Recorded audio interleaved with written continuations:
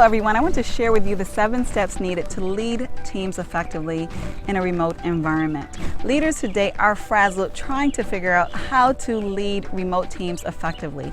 Concerns range from a lack of good technology, lack of operational processes, to lack of trust and lack of team engagement. In spite of concerns, there are ways to effectively lead teams remotely. In fact, there are companies and teams that have been doing it successfully for several years now. Yes, there are elements that should be in place and steps that should be taken. However, it is doable and the rewards can be significant for your organization. Benefits to organizations have included savings on facilities and utility costs, ability to apply remote work options to compensation packages during job offers that offset direct costs like salaries and things of that nature.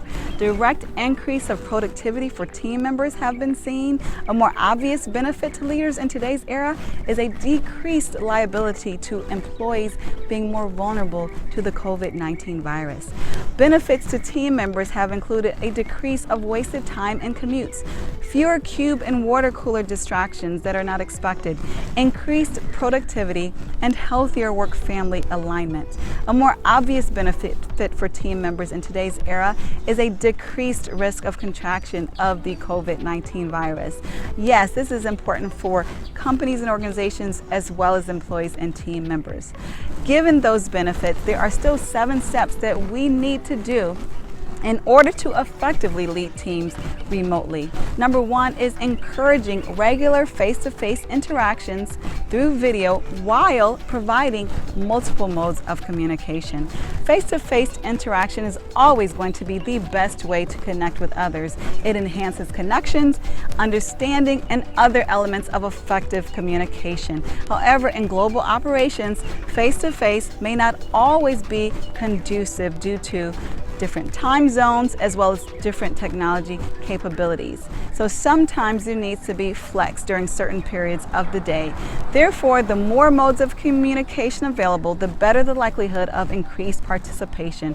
So such modes include video conferencing, telephone chat, IM of course, as well as email. Among other sessions, structured daily check-ins are also very important. Working remotely, those impromptu meetings at the water coolers, etc., may be taken for granted. So it's especially important to ensure that there's a daily time that everyone has the opportunity to touch bases with each other. Number 2, ensure a comprehensive shared knowledge database. While many of us have used SharePoint on site in corporate environments, many operations have not reached 100% reconciliation between knowledge on individual computers versus shared databases. Now is the time to ensure that there's a shared knowledge database that does not just include finished products, but also works in progress. This facilitates effective, iterative, and agile collaboration as well as successful knowledge transfer when needed. Number 3, engage your team socially. Yes, it is important to engage your team regarding work getting done. However, it is also important to engage your team socially, even or especially when working remotely.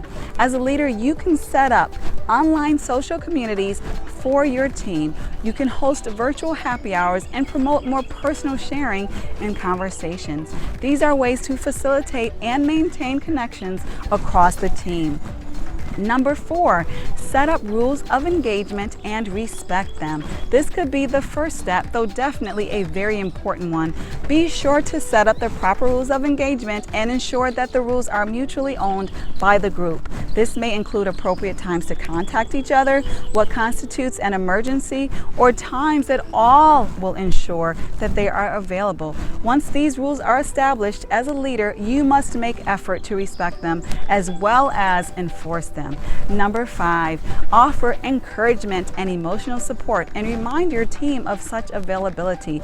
As a leader, you are not a counselor. However, you are a human being leading other humans. Be sure to use empathy and understanding with your team. Some matters your team members may deal with may exceed your capacity, and that is when you ensure that you make them aware or remind them of EAP or other external emotional support resources. Manage accountability accountability through objective tracking is number 6. This step is very important in ensuring that leaders are comfortable that their team members are doing what they are supposed to do off-site.